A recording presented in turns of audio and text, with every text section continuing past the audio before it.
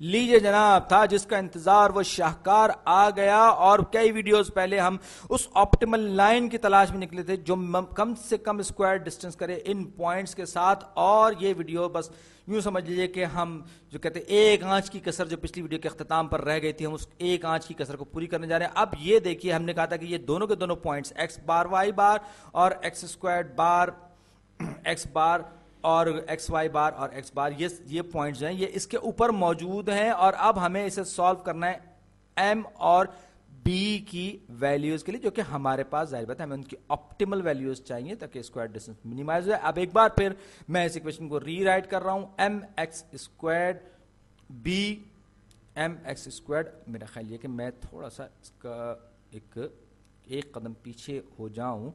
तो हमने कहा था कि हम ऊपर वाली, ये मेरा ख्याल है कि मैं बता दूं, इसको इस इक्वेशन को मैं माइनस कर रहा हूं इस वाली इक्वेशन में से।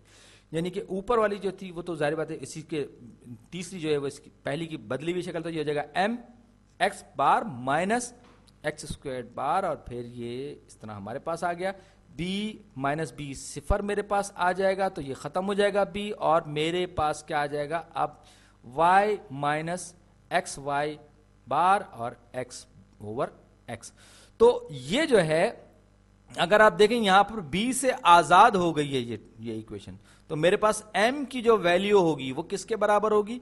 वो बराबर होगी y माइनस एक्स वाई बार माइनस एक्स वाई बार, के बार इतना आ रहा है, यानी कि मीन वैल्यू है। आप ये बस याद रखिएगा कि x का मीन माइनस एक्स स्क्वायर का मीन, फिर divided by x square x का मीन, और फिर माजरत के साथ ये मीन के साथ का आ जाए तो कुछ और मायने भी निकल जाते, का मीन की जगह का मीन भी हो जाता है बहरहाल। तो अब ये हम इसका मतलब ये हुआ कि ये जो पॉइंट है ये दरअसल ये इस दोनों के दोनों पॉइंट्स को हमने इस्तेमाल किया है, और अब हम x से मल्टीप्लाई और डिवाइड करेंगे ताकि हमारे पास कुछ शक्ल निकल आए।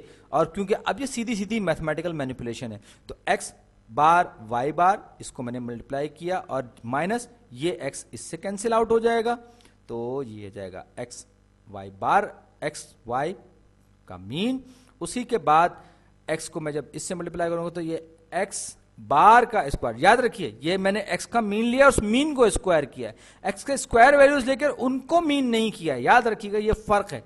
माइनस x स्क्वायर्ड का मीन, दो वैल्यूज अलग अलग हैं, इनको मिक्सअप ना कीजिएगा। तो ये जो है ये हमारे पास m की वो वैल्यू है जिसकी ये कहना चाहिए कि ये इस लाइन का स्लोप है। और अब ये वैल्यू मैं जब यहां रखूंगा तो ये आप देख सकते हैं कि ये जो है ये बड़ी सिंपल हो गई है। और अब यहां पर हमें क्योंकि m की वैल्यू मिल गई है तो हम इसको b के लिए सॉल्व कर सकते हैं। जाहिर बात है दो वेरिएबल्स हैं, हमने दो वेरिएबल्स के लिए सॉल्व करना है, तो b किसके बराबर हो जाएगा? b बराबर हो जाएगा y बार माइनस एम एक्स।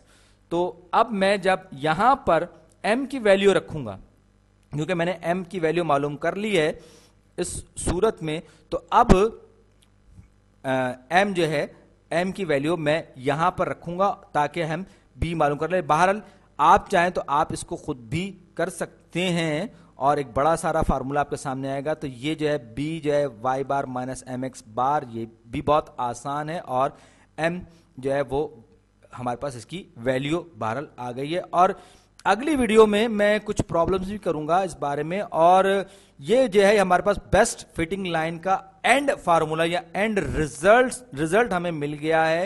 ये दो फार्मूले हमारे पास आ गए, एक m के लिए यानी कि स्लोप के लिए और दूसरा